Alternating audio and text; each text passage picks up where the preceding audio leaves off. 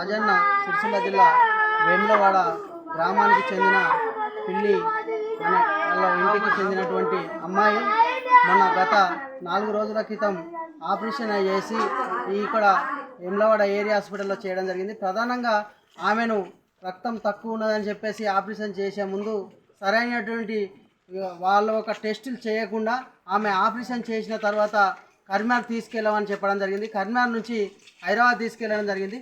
ఈమె హైదరాబాద్లో మరణించడం జరిగింది. ప్రధానంగా చూస్తే మేము గతంలో కూడా చెప్పినాం, ప్రైవేటు హాస్పిటల్ల కన్నా ప్రభుత్వ హాస్పిటల్లో నయ్యమని కోట్లాది రూపాయలు పెట్టి ప్రజలకు అనుకూలంగా ఉంటుందని హాస్పిటల్ కట్టినటువంటి కోట్లాది రూపాయల ప్రజాధనం ఇలా హాస్పిటల్లో పెట్టుబడి పెట్టి కట్టినటువంటి హాస్పిటళ్లలో ఇలా ప్రభుత్వ హాస్పిటళ్లలో కనీసం నిరుపేద కుటుంబాలకు సరైన పద్ధతులలో వాళ్లకు చికిత్స జరుగుతలేదని చెప్పేసి మేము గత ప్రభుత్వానికి కూడా చెప్పడం జరిగింది. ఇలా చూసుకుంటే వేములవాడ ఏరియా హాస్పిటల్లో ఇలా సిటీ స్కానింగ్ తీద్దామంటే ఇలా వేములవాడ ఏరియా హాస్పిటల్లో సిటీ స్కానింగ్ లేనటువంటి పరిస్థితి. ఇలా కొన్ని టెస్టులు కూడా ఇలా మేము నిరుపేదలకు స్వయంగా పోయి సూచినాం. ఇలా టెస్టుల పేరుతో అక్కడ పోయి చేపించుకోమనండి, ఇక్కడ పోయి చేపించుకోమనండి హాస్పిటల్ నుంచి రాసి పంపడం.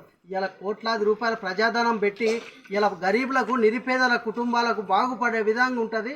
ఇలా మనకు అనారోగ్యం పాలైతే ఇలా వైద్యం అందిస్తామని చెప్పేసి కోట్లాది రూపాయలు పెట్టి హాస్పిటల్ కడితే ఇలా ఎవరికి ఉపయోగపడుతున్నాయి, నిరుపేద కుటుంబాల భరోసా ఏందని మేము ఈ తెలంగాణ రాష్ట్ర ప్రభుత్వాన్ని ఇలా సిపిఐ పక్షాన్ని అడుగుతూ ఉన్నాం.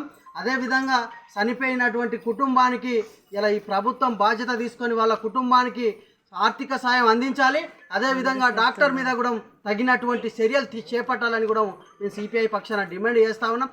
ఇలా ఏమిటి మీరు చేసే వైద్యం అని మేము అడుగుతూ ఉన్నాం. ప్రైవేట్లో ఇలా చేసేది ఇలా టెస్ట్ల పేరుతో కాలయాపన చేయించుకుంటూ ఆ హాస్పిటల్ పొన్నా ఈ హాస్పిటల్ పొన్నా తింపినటువంటి పరిస్థితి మేము స్వయంగా చూసినాం.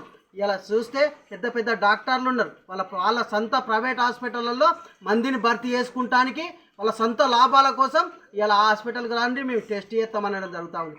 ఇలా వీళ్ళకి ఏం చేస్తూ ఉన్నారు, ఇలా ఈ కుటుంబం భరోసా ఏందని ఈ ప్రభుత్వాన్ని మేము అడుగుతూ ఉన్నాం. ఇలా తల్లి చనిపోయి ఇలా వాళ్ళ కుటుంబాన్ని శోకానికి గురి చేసినటువంటి పరిస్థితి ఏ డాక్టర్ తీరుస్తాడని మేము అడుగుతూ ఉన్నాం.